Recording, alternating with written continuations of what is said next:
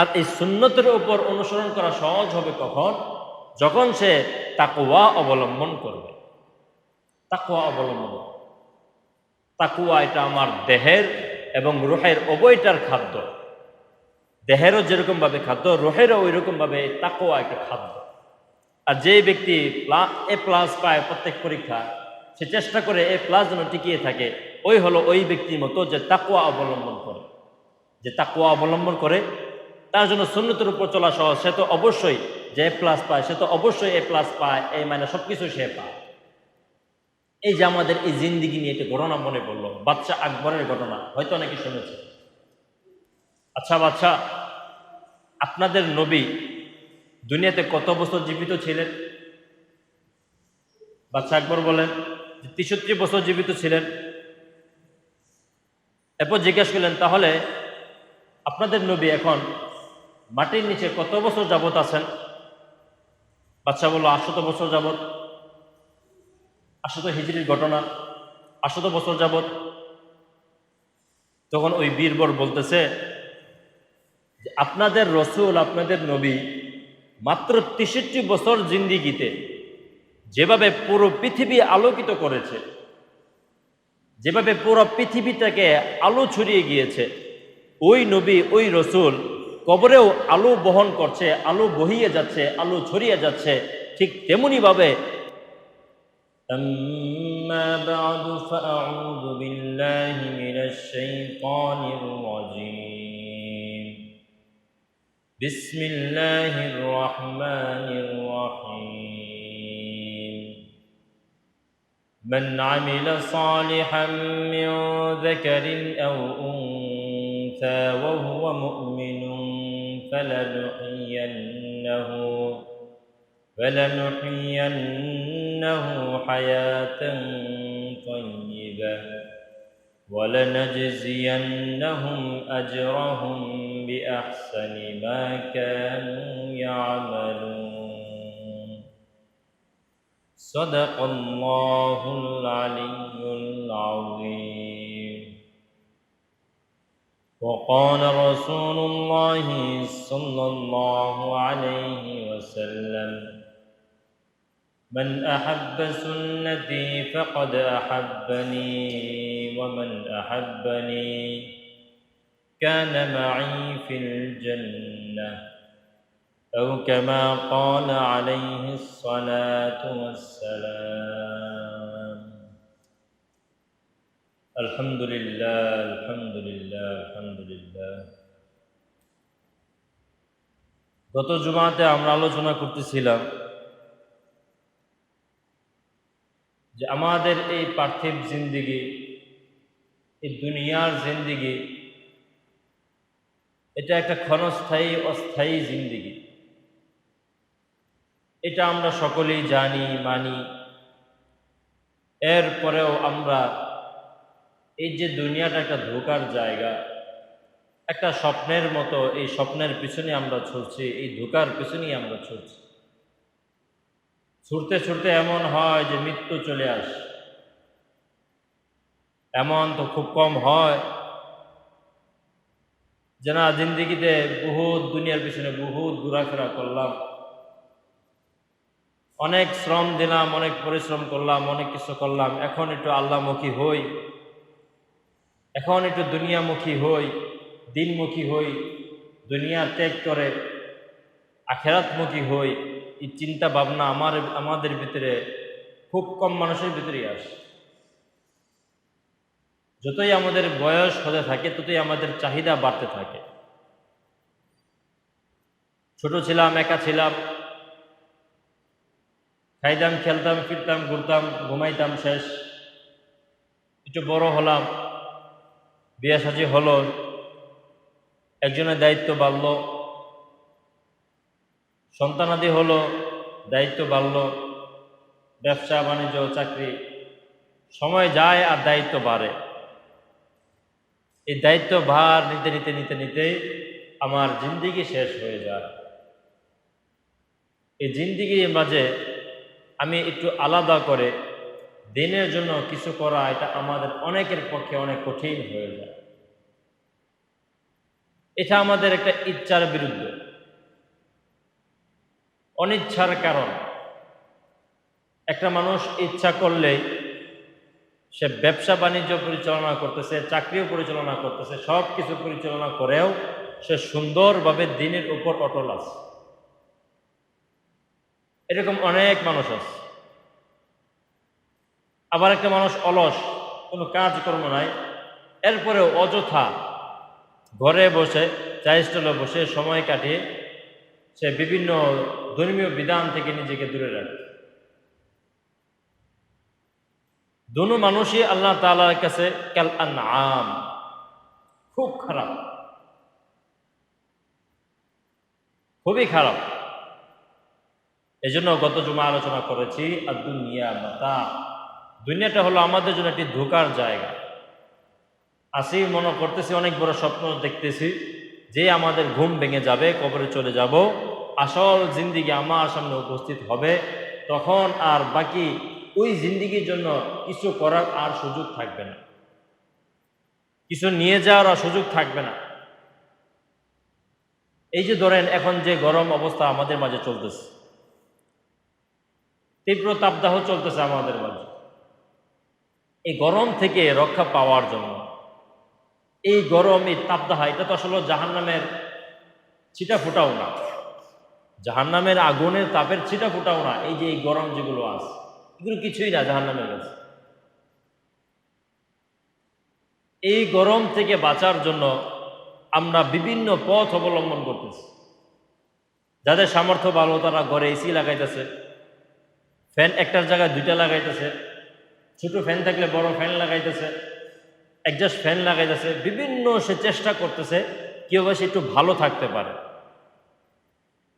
এবং এই দুনিয়াতে আল্লাহ রাব্বুল আলামিন আবার সলাতুল ইস্তিসকা নামাজ আমাদেরকে শিখিয়ে দিয়েছেন। যখন কোনো জায়গায় খরা চলবে, বৃষ্টি বাদল বন্ধ হয়ে যাবে, আমরা যেন সলাতুল ইস্তিসকা নামাজ আদায় করে আল্লাহ তাআলার কাছে বৃষ্টি চাই, এই সুযোগও দুনিয়াতে আমাদের কাছে আছে। কিন্তু যখন আমি এই দুনিয়া থেকে চলে যাব, কবরে জিন্দেগিতে যখন যাব, ওইখানে তো আর এসি লাগানোর কোনো সুযোগ আমার থাকবে না, একজাস্ট ফ্যান লাগানোর কোনো সুযোগ থাকবে না, ছোট ফ্যানের জায়গায় বড় ফ্যান লাগানোর সুযোগ থাকবে না। আবার ওই আযাব থেকে রক্ষা পাওয়ার জন্য আল্লাহ তাআলার কাছে দোয়া করার সুযোগ থাকবে না। সলাতুল ইস্তিসকা নামাজ পড়েও তো ওই আযাব থেকে রেহাই পাওয়ার সুযোগ আর থাকবে না। তাহলে এই সুযোগটা একমাত্র আল্লাহ রাব্বুল আলামিন আমাদের জন্য দুনিয়াতেই রেখে দিয়েছে। সুতরাং আমি এই দুনিয়াটাকে যদি স্বপ্নের মতো কাটিয়ে দিই, ধোঁকার মাঝে হেলাধুলা করে খেলাফেলা করে আমি কাটিয়ে দেই, তাহলে আমার এই জিন্দিগি কোনো সার্থক হবে না। আসল জিন্দিগি যেতে এই জিন্দিগির আমার কোনো কাজে আসবে না। এই জন্য দুনিয়াতে যতদিন আল্লাহ রাব্বুল আলামিন আমাদেরকে হায়াত দিয়েছেন, এই হায়াতটাকে মূল্যায়ন করা, একজন মুমিন এই হায়াতটাকে কিভাবে মূল্যায়ন করবে? একজন মুমিন সে আল্লাহ রাব্বুল আলামিনের বিধি বিধানগুলো পুঙ্খানুপুঙ্খানুভাবে সে লালন পালন করার সে চেষ্টা করবে। আর এই চেষ্টা করা তার জন্য সহজ হবে কখন? যখন সে রাসূলুল্লাহ সাল্লাল্লাহু আলাইহি ওয়াসাল্লামের সুন্নতগুলোকে সে অনুসরণ করবে, সুন্নতগুলোকে সে অনুসরণ করবে। আর এই সুন্নতের উপর অনুসরণ করা সহজ হবে কখন? যখন সে তাকওয়া অবলম্বন করবে। তাকওয়া অবলম্বন, তাকওয়া এটা আমার দেহের এবং রূহের উভয়টার খাদ্য। দেহেরও যেরকমভাবে খাদ্য, রূহেরও ওই রকমভাবে তাকওয়া একটা খাদ্য। যে ব্যক্তি তাকওয়া অবলম্বন করে তার জন্য রাসূলের সুন্নতের উপর চলা সহজ। আর যে রাসূলের সুন্নতের উপর চলতে থাকে তার আলামিনের বিধিবিধান কোনো কঠিন কোনো বিষয় নেই। যেমনই ভাবে একটা স্টুডেন্ট, একটা ছাত্র, সে ক্লাসে A+ সে নাম্বার পায়, তো তার চিন্তা থাকে প্রত্যেক যখন পরীক্ষা আসে তো তার চিন্তা থাকে যে যে করেই হোক আমার জন্য A+ না ছুটে যায়, আমার নাম্বার জন্য এতে না আসা পড়ে, A- না আসা পড়ে। এর কিন্তু চিন্তা ফেল আর পাস নিয়ে এর চিন্তা না, ফেল আর পাস নিয়ে এর চিন্তা না। এর চিন্তা হইল আমার জন্য A+ না ছুটে যায়, আমার জন্য এ না আসে, আমার জন্য A- নাম্বার না আসে। তার এই চিন্তা। আর যে প্রত্যেক পরীক্ষায় কোনোরকমভাবে পাশ করে, পাস নাম্বার পেয়ে কোনোরকমভাবে পাশ করে, তার প্রত্যেক পরীক্ষায় এই চিন্তায় থাকে যে আল্লাহ করে কোনোরকম যেন আমি এই পরীক্ষায় পাশ করে যাই, যে ফেল যেন না করি। তার এই চিন্তা নাই যে সে A+ পাবে, তার এই চিন্তা নাই। তার চিন্তাই হলো কোনোরকম যেন আমি পাশ করে ক্লাসটা একটু ওভারটেক করতে পারি। সুতরাং এই দুইটা মানুষের মাঝে এই পার্থক্য। এটা আমি কেন বললাম? ওই যেই ব্যক্তি সুন্নতের পাবন্দি করে তার জন্য ফরজ কোনো বিষয় না। আর যে শুধু ফরজের পাবন্দি করে তার জন্য ফরজ আদায় করা অনেকটা কঠিন। ওই যে কোনোরকম পাশ করা ব্যক্তির মতো। আর যে ব্যক্তি A+ পায় প্রত্যেক পরীক্ষা, সে চেষ্টা করে A+ যেন টিকিয়ে থাকে, ওই ব্যক্তির মতো যে তাকওয়া অবলম্বন করে, তার জন্য সুন্নতের উপর চলা সহজ। সে তো অবশ্যই যে A+ পায়, সে তো অবশ্যই A+ পায়, এই মানে সবকিছু সে পায়। যে তাকওয়া অবলম্বন করে তার জন্য সুন্নতের উপর সহজ হয়ে যায়। আর সুন্নত যার দ্বারা আদায় হয়ে যায় তার দ্বারা তো ফরজ তৈরি ছোটার আশঙ্কা থাকে না। এই জন্য আমাদেরকে তাকওয়া অবলম্বন করতে হবে। সর্বোচ্চ স্তর হলো তাকওয়া, মুমিনের সর্বোচ্চ স্তর হলো তাকওয়া। একটা ঘটনা মনে পড়লো, এই যে আমাদের এই জিন্দিগি নিয়ে একটা ঘটনা মনে পড়লো, বাদশাহ আকবরের ঘটনা, হয়তো অনেকে শুনেছে। বাদশাহ আকবরের ইতিহাস আমরা সকলেই জানি, তাকে আমরা সকলেই চিনি। ভারতবর্ষের সে একজন বাদশাহ ছিল। তো একবার এক রাত্রিতে বাদশাহ আকবর তার শাহী মহলে বসে কি যেন একটা কাজ করতেছিল। তো তার সামনে একটা সামাদানিতে মোমবাতি আলো দিতেছিল, মোমবাতি জ্বালানো ছিল। তো তারা ছিল রাজা বাদশাহ, এদের ঘর বাড়ি রাজমহল, রাত্রেও আলোয় সুসজ্জিত থাকতো, জায়গায় জায়গায় আগুন থাকতো, আলো থাকতো, কপিবাতি থাকতো। এছাড়া যারা সাধারণ মানুষ ছিল এদের বাড়িতে একটা কপিবাতি বা একটা মোমবাতি জ্বলতো। তো রাজা বাদশাহ মানুষ তাদের বাড়িতে পাহারা দেওয়ার জন্য সিকিউরিটি দেওয়ার জন্য চতুর্দিক দিয়ে তাদের আলোকিত থাকতো। তো বাদশাহ আকবর এক রাত্রিতে একটা কাজ করতেছিলেন, তার সামনে মাদানিতে একটা মোমবাতি জ্বালানো ছিল। তো হঠাৎ করে তীব্র বেগে বাতাস এসে ওই সমস্ত আগুন নিভিয়ে দেয়। তার সামনে যে সামাদানিতে যে মোমবাতি ছিল এই মোমবাতির আগুনও সে নিভিয়ে দেয়। এই মোমবাতির আগুন নিবানোর কারণে বাদশাহ সে হঠাৎ করে অন্ধকারে নিমজ্জিত হয়ে যায়, অন্ধকারে সে হাবুডুবু খাইতে থাকে এবং সে অনেকটা চিন্তায় পড়ে যায়, টেনশনে পড়ে যায়। সে চুপ হয়ে যায়, সে ভাবতে থাকে, আমি একজন ভারতবর্ষের রাজা বাদশাহ, আমার তো লোক লস্কর কম নয়, আমার তো প্রজা কম নাই, আমার এত এত প্রজা, এত এত মন্ত্রী, এত সিকিউরিটি, এত গার্ড, আমার এত কিছু আছে, এত চাকর বাকর আছে। এত কিছু থাকার পরেও আমি একটা ভারতের বিশাল বড় একটা দেশ, এই দেশের বাদশা হওয়ার পরেও সামান্য আগুন থেকে আমাকে কেউ রক্ষা করতে পারলো না। এই একটা বাতাস এসে আগুনটাকে নিভিয়ে দিল আর আমি অন্ধকারে পড়ে গেলাম। এই একটা আগুন থেকে কেউ আমাকে রক্ষা করতে পারলো না। সে এটা নিয়ে অনেক চিন্তিত হয়ে পড়ে। চিন্তা করতে করতে এক পর্যায়ে সে এটা ভাবে, এই দুনিয়াতে আমার এত কিছু থাকার পরেও, এত সিকিউরিটি, এত গার্ড, এত রাজা পশা, এত এরকমভাবে চাকর বাকর, এত কিছু থাকার পরেও এখন আমি অন্ধকারে নিমজ্জিত হয়ে পড়ে আছি। যখন আমি কবরের দেশে যাব, তো ওই অন্ধকার থেকে তো আমাকে কেউ আর বাঁচাতে পারবে না। দুনিয়াতেই আমাকে কেউ বাঁচাতে পারতেছে না, অন্ধকারে তো ওই কবরের অন্ধকারে তো কেউ আমাকে বাঁচাতে পারবে না। উনি এটা নিয়ে গভীর চিন্তায় পড়ে গেলেন। সারা রাত চলে গেল, ওনার ভিতরে কোনো ঘুম আসে না। সারা রাত্রি উনি এটাই ভাবতেছে। সকাল হওয়ার পর উনি দরবারে উপস্থিত হলেন, হাজির হলেন। ভারাক্রান্ত হৃদয় নিয়ে চোখে মুখে চিন্তার ছাপ, টেনশনের ছাপ চোখে মুখে পড়ে গেছে। এই ভারাক্রান্ত হৃদয় নিয়ে, এই গান্দা চেহারা নিয়ে যখন উনি দরবারে বসলেন, বসার পর ওনার এই চিন্তা পুরা দরবার যেন বহন করতে পারছে না। ওনার চেহারা এই ছাপ দরবারে কেউ সহ্য করতে পারছে না। সবাই টেনশনে আছে, না জানি কি হয়েছে, না জানি রাজার কি হইল, আমাদেরই কোনো ভুল বানতে হয়েছে কিনা, কি জানি হয়েছে, বা কোথায় যেন কি ঘটছে। তো সবাই চিন্তা করতেছে রাজাকে জিজ্ঞাসা করবে যে কি হয়েছে, কিন্তু কেউ সাহসও পাইতেছে না। তো ওনার দরবারে একজন ব্যক্তি ছিল বীরবল, সে বাকপটু ছিল, কথাই খুব পটু ছিল। সে একবার বলে ফেলল, হে রাজা মশাই, যা আপন আপনি কিছু না মনে করলে আপনাকে কিছু জিজ্ঞাসা করি। আজকে আপনার মন এত খারাপ কেন? আপনি কি নিয়ে এত বেশি টেনশন করতেছেন? কি নিয়ে এত চিন্তিত আপনি? আপনার চেহারার মাঝে, সবকিছুর মাঝে চিন্তার ছাপ এসে গেছে। কি নিয়ে আপনি এত বেশি চিন্তিত?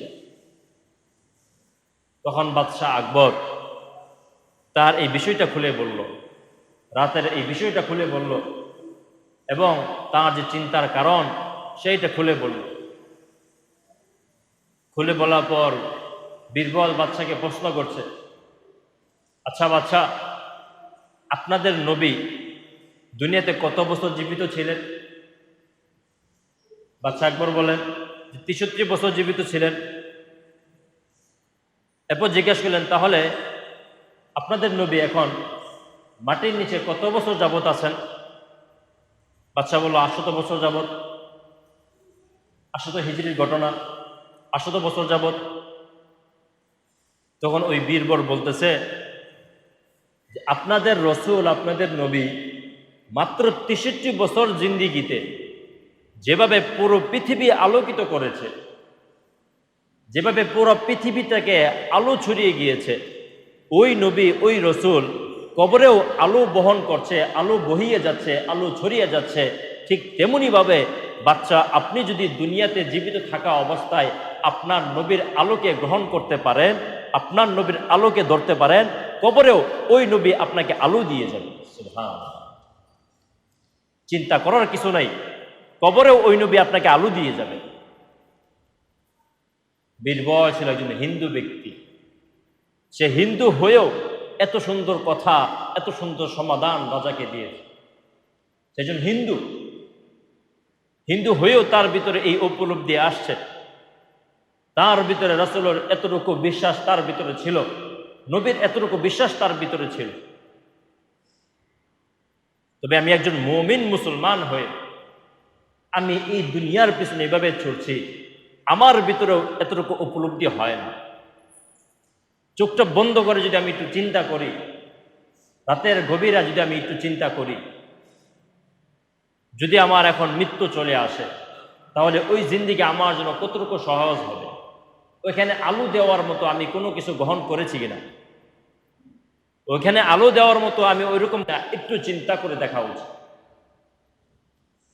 অবহেলায় অযথা আমাদের সময়টাকে আমরা এভাবে আর নষ্ট করি। তো যেরকম ভাবে যেটা বলতেছিলাম, কোরআনের আয়াতটা যেটা আমি বলেছি, ওমাই ইয়াত্তাকিল্লাহা ইয়াজআল লাহু মাখরাজা, এর আগে আয়াতটা যে আয়াতটা বলছি, মান আমিলা সালিহাম মিন যাকারিন আও উনসা ওয়া হুয়া মুমিনুন ফালানুহইয়ান্নাহু হায়াতান তাইয়্যিবা। দুইটা আয়াত, সুন্দর দুইটা অর্থ। আল্লাহ রাব্বুল আলামিন কোরআনে পাকে এটা সুন্দরভাবে বলে দিয়েছে, ওমাই ইয়াত্তাকিল্লাহ, যে দুনিয়াতে তাকওয়া অবলম্বন করবে। মুমিনের সর্বোচ্চ স্তর হলো তাকওয়া, যে তাকওয়া অবলম্বন করবে। তাকওয়া কখন অবলম্বন হবে? যখন আমি কবিরা গুনাহ বাদ দিয়ে সগীরা গুনাহকে আমি ওভারটেক করতে থাকব, সগীরা গুনাহগুলোকে আমি ছাড়তে থাকব, তখন আমার অটোমেটিক কবিরা গুনাহ আমার থেকে বিলুপ্ত হয়ে যাবে। যখন আমি সুন্নত নামাজের প্রতি পাবন্দি করব, তখন অটোমেটিক আমার ফরজ নামাজগুলো আদায় হবে। যখন আমি খাবারের মাঝে, চলাফেরার মাঝে, কথাবার্তায় সুন্নতের অবলম্বন করব, তো অটোমেটিক আমার দ্বারা ফরজ আদায় হয়ে যাবে, আর তখনই আমার দ্বারা তাকওয়া অবলম্বন হবে। তাকওয়ার আরেকটা উদাহরণ, তাকওয়া সম্পর্কে আলোচনা করলে অনেক দীর্ঘ আলোচনা, এটা শেষ করা যাবে না। উদাহরণ দেই, মনে করেন আপনি সর্বোচ্চ তাকওয়া অবলম্বন করেন, আপনার অবস্থাটা এরকম হবে, আপনি একটা হোটেলে গেছেন, হোটেলে আপনি খাবারের জন্য গেছেন, ওইখানে আপনি লক্ষ্য করবেন যে এই হোটেলের মালিক কি মুসলমান না হিন্দু। তাকওয়া, মুত্তাকির কথা বলছি, নাজায়েজ কোনো কিছু বলছি না। তাকওয়া এটা নাজায়েজ না, তাকওয়া হলো মুমিনের সর্বোচ্চ স্তর। একজন খ্রিস্টানের হাতের খাবার খাওয়া এটা নাজায়েজ না, মুসলমানদের হোটেলে খাওয়া এটা নাজায়েজ না, এগুলো কিছু না। আমি তাকওয়ার কথা বলতেছি, সর্বোচ্চ তাকওয়া। সেটা কি? যে আপনি হোটেলে গেলেন, যা দেখবেন হোটেলের মালিক সে মুসলমান না হিন্দু। সে যদি হিন্দু হয় আপনি এই হোটেলে খাবেন না, তাকওয়া অবলম্বন করছে। এরপরে দেখবেন যদি মালিক মুসলমান হয়, আচ্ছা ঠিক আছে মালিক মুসলমান, তো এই যে পাক করলো, যে খাবার দাবার যে কাটাকাটি করলো, যে পাক করলো, সে নামাজি কিনা, সে মুসলমান কিনা। সে মুসলমান হলে সে নামাজি কিনা। যদি সে নামাজি হয় তাহলে আমি এই হোটেলে খাবার খাবো না, হলে আমি এই হোটেলে খাবার খাবো না। এটা হলো তাকওয়া সর্বোচ্চ স্তর। আপনার বাসায় মিষ্টি আসছে, মিষ্টি আসার পর আপনি লক্ষ্য করবেন এই মিষ্টিটা কোন দোকান থেকে আসছে, হিন্দু কোনো দোকান থেকে আসছে না মুসলমানদের কোনো দোকান থেকে আসছে। যদি হিন্দু দোকান থেকে আসে তাহলে আপনাকে খাওয়া বিরত রাখা উচিত, যদি আপনি তাকওয়া অবলম্বন করেন। খাওয়া যাবে, নাজায়েজ কিছু না, হালাল। আমি তাকওয়ার কথা বলছি, নাজায়েজ হালালের কথা আমি এখানে বলছি, তাকওয়া অবলম্বনের কথা বলছি। যারা সর্বোচ্চ তাকওয়া অবলম্বন করে, যাদের দিল সদা সর্বদা আল্লাহ তাআলা জিকিরে লিপ্ত থাকে, যাদের জবান সর্বদা আল্লাহ তাআলা জিকিরে লিপ্ত থাকে, যারা নামাজে মজা পায়, যারা নামাজে খুশুখুজু পায়, তাদের জন্য এগুলো পরিত্যাগ করা খুব বেশি জরুরি হয়ে যায়। অন্যথায় তাদের ভিতরে যে তাকওয়া থাকে, যেই আল্লাহ তাআলা যে জিকির তাদের ভিতরে বহমান থাকে, এটা বন্ধ হয়ে যায়। এটা যারা বুজুর্গ তারা এই পথ অবলম্বন করছে। যারা বুজুর্গ ওলি আল্লাহ ছিলেন দুনিয়াতে, ওরা না এই পথ অবলম্বন করে। এবং কি আমি আমার বাবাকেও দেখছি, যখন কোনো সফরে যায় বাসা থেকে খাবার রান্না করে নিয়ে যায়, হোটেলে খাইতে উনি রাজি না। আমি অনেক দেখছি, হয়তো বাধ্য হয়ে অনেক সময় অনেক মানুষের ভিড়ে, তখন দেখা যায় যে হঠাৎ করে সরাসরি না করলে সেটা অন্যরা কষ্ট পাবে, ওই ক্ষেত্রে উনি বাধ্য হয়ে খাবারটা খাইতেন। কিন্তু সব সময় চেষ্টা করতেন কোনো সফরে গেলে কিছু খাবার নিয়ে যেতে। এই যে খাবার না নিয়ে যেতে পারতেন, তাহলে চেষ্টা করতে আশপাশে কোথাও মাদ্রাসা আছে কিনা, বা ওনার পরিচিত কেউ আছে কিনা, ছাত্র আছে কিনা, ওই ছাত্র মাদ্রাসায় গিয়ে বা ওই ছাত্র বাসায় মেহমানদার হয়ে এরপরে খাবারের ব্যবস্থা করতো। এই আমি অনেক দেশে ওনার সাথে চলাফেরা করি। এবং আলহামদুলিল্লাহ আমাদের বাসায় যখন কোনো খাবার আসে, মেহমানরা নিয়ে আসে, যদি হিন্দু মিষ্টি হয় আব্বা আম্মা কমপক্ষে মুখে দেয় না, আব্বা আম্মা কমপক্ষে মুখে দেয় না হিন্দু কোনো মিষ্টি হলে, খাবার হলে। এটা হলো তাকওয়া সর্বোচ্চ স্তর, নাজায়েজ কোনো কিছু না, তাকওয়া সর্বোচ্চ স্তর এটা। সুতরাং আপনি যদি তাকওয়া অবলম্বন করেন, ওয়ামাই ইয়াত্তাকিল্লাহ ইয়াজআল লাহু মাখরাজা ওয়া ইয়ারযুকুহু মিন হাইথু লা ইয়াহতাসিব। জায়েজ, জায়েজ। আমি এটা বলছি জায়েজ না জায়েজ কথা বলতেছি না, সবগুলো জায়েজ। হিন্দু মিষ্টি খাওয়া যায়, সব কিছু জায়েজ। হিন্দু বাড়িতে যায় খাওয়া যায়, সব কিছু জায়েজ। এটা তাকওয়ার কথা চলতেছে, তাকওয়া সব জায়েজ। বেনামাজির ঘরেও খাওয়া যায়, কিন্তু তাকওয়া যে অবলম্বন করবে তার বেনামাজির ঘরেও খাওয়া যাবে না। যে পবিত্রতা অবলম্বন করে না তার ঘরেও খাওয়া ঠিক না। ওই যে কথা বললাম, এগুলো খাবার খেলে দিল মারা যায়। ভিতরে যে অন্তর্চক্ষু যেটা আছে, যে অন্তর্চক্ষুটা আমি খুব সাধনা করে আমি এটাকে অবলম্বন অর্জন করেছি, জিকির করতে করতে, জিকির করতে করতে, তাকওয়া অবলম্বন করতে করতে আমার ভিতরে যে আল্লাহ তাআলা ভয় আসছে, আমি এখন নামাজ পড়লে মজা পাই, আমার জিকির না করলে ভালো লাগে না, জিকির করলে ভালো লাগে। এই যে একটা আমার ভিতরে যে শক্তিটা আসছে, এই শক্তিটা নষ্ট হয়ে যায় যখন আমি তাকওয়ার বিরুদ্ধে যাই। এই শক্তিটা নষ্ট হয়ে যায়, সব কিছু যায়। তাকওয়ার কথা এখানে বলা হচ্ছে। এই জন্য আমরা সকলেই চেষ্টা করব সর্বোচ্চ তাকওয়া অবলম্বন করার। যে আয়াতটা বলতেছিলাম, ওমাই ইয়াত্তাকিল্লাহ ইয়াজআল লাহু মাখরাজা, আল্লাহ রাব্বুল আলামিন কোরআনে পাকে বলেন, যে ব্যক্তি তাকওয়া অবলম্বন করবে, ইয়াজআল লাহু মাখরাজা ওয়া ইয়ারযুকুহু মিন হাইথু লা ইয়াহতাসিব, আমি তাকে কোত্থেকে কিভাবে রিজিক দিব সে চিন্তাও করতে পারবে না। সুবহানাল্লাহ। যে তাকওয়া অবলম্বন করবে, তার রিজিক নিয়ে কোনো চিন্তা থাকতে পারে না। আমি কোত্থেকে কিভাবে তাকে কোন জায়গা থেকে রিজিকের যোগান দেবো সেটা সে চিন্তাও করতে পারবে না। বিনা হিসাবে আমি তাকে বিনা হিসাব ওমাইয়াত্তাকিল্লাহ জাআল্লাহু মাখরাজা ওয়া ইয়ারযুকুহু মিন হাইতু লা ইয়াহতাসিব সে হিসাব করতে পারবে না। বিনা হিসাবে আমি তাকে এরকম ভাবে রিজিক দিতে থাকবো। এটা কোরআনের আরেকটা আয়াত হলো মান আমিলা সালিহাম মিন যাকার আও উনসা ওয়া হুয়া মুমিন, যে মুমিন ব্যক্তি সালেহ ভালো কাজ করবে, মান আমিলা সালিহাম মিন যাকারিন আও উনসা, মুমিন নরনারী যারা ভালো কাজ করবে, ফালা নুহইয়ান্নাহু হায়াতান তাইয়্যিবা, আমি তাদেরকে একটা সুখময় পবিত্র জীবন দান করব। সুবহানাল্লাহ, সুখময় পবিত্র জীবন, যে জীবনের মাধ্যমে আমি আমার সুখ অবলম্বন করতে পারবো, যে জীবনের মাধ্যমে আমি আমার বিভিন্ন আপদ বিপদ থেকে আমি হেফাজতে থাকতে পারবো, যে জীবন আমার কোনো টেনশন থাকবে না, ওইরকম একটা জীবন আল্লাহ রাব্বুল আলামিন আমাকে দিবেন। সুতরাং যে আয়াত শুরু থেকে বলছিলাম, যে ঘটনাটা বললাম, এটার সাথে এটাই যে আমরা সর্বোচ্চ স্তর তাকওয়া অবলম্বন করার চেষ্টা করব, তাহলে আমার দ্বারা ফরজ সুন্নত সহজ হয়ে যাবে। এছাড়া যদি আমি শুধু ফরজ নিয়ে পড়ে থাকি, এই 5 ওয়াক্ত নামাজ মাঝে মাঝে পড়ি তো পড়ি না, তো আমার দ্বারা ফরজ নামাজটা কঠিন হয়ে যাবে। আর যখন আমি সুন্নতের অবলম্বন করব, আমার দ্বারা ফরজ সহজ হবে। আর যখন তাকওয়ার অবলম্বন করব, সুন্নত ফরজ আমার জন্য সহজ হয়ে যাবে। সুন্নত ফরজ আমার জন্য সহজ হয়ে যাবে। আল্লাহ রাব্বুল আলামিন আমাদের সকলকে সর্বোচ্চ স্তর তাকওয়া অবলম্বন করার তৌফিক দান করুন। সমস্ত জায়গায় চলাফেরায়, কথাবার্তায়, চাকরিতে, ব্যবসায়, খাবার দাবারে, বিভিন্ন অনুষ্ঠানে সর্বোচ্চ আমি তাকওয়া অবলম্বন করার চেষ্টা করব। আর তাকওয়া অবলম্বন করলে এই দুনিয়াটাও আমার জন্য সফল হবে, এই দুনিয়াও আমার জন্য কামিয়াব হয়ে যাবে, এই কাল কিয়ামতের দিন আখিরাত আমার জন্য কামিয়াব হবে, কবর আমার জন্য কামিয়াব হবে।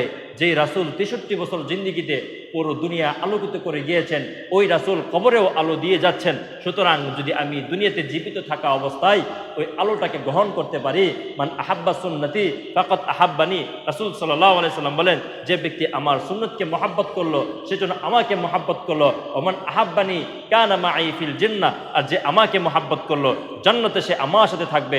সুতরাং এই যে যদি আমি রাসূল সাল্লাল্লাহু আলাইহি সাল্লামের সুন্নতের অবলম্বন করি, কবরেও আমি রাসূলকে পাবো, জান্নাতেও আমি রাসূলকে পাবো ইনশাআল্লাহ। আল্লাহ রাব্বুল আলামিন আমাদের সেই সকলকে পরিপূর্ণ তাকওয়া অবলম্বন করার, রাসূল সাল্লাল্লাহু আলাইহি সাল্লামের সুন্নতের উপর পরিপূর্ণ পাবন্দি করার, আল্লাহ রাব্বুল আলামিনের বিধানগুলো পরিপূর্ণভাবে আদায় করার তৌফিক দান করুন। সকলে বলি আমিন আমিন। ইনশাআল্লাহ আগামী জুমাতে হজের বিষয়ে আলোচনা শুরু হবে। হজের আলোচনা আসলে চলতেছিল, মাঝখানে এগুলো কথা আসছে। হজের আলোচনা ইনশাআল্লাহ সামনে জুমাতে ধারাবাহিকভাবে শুরু হবে। যদি আল্লাহ রাব্বুল আলামিন সেই তৌফিক দান করুন। ওয়া আখিরু দাওয়ানা আলহামদুলিল্লাহি রাব্বিল আলামিন। কথা আছে।